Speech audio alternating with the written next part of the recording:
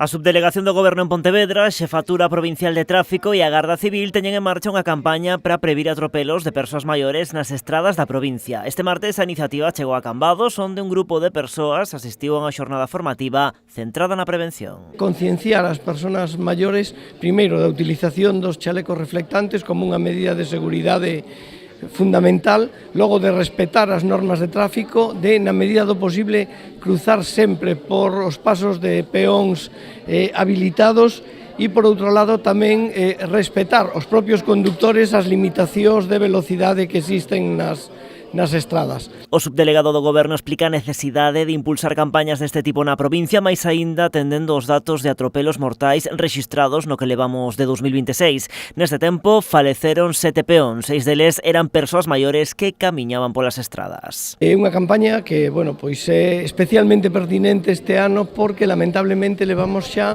6 atropelos mortales no que vai de ano. Atropelos de distintas tipoloxías, algúns en estradas provinciais, outros en estradas nacionais, outros en estradas autonómicas.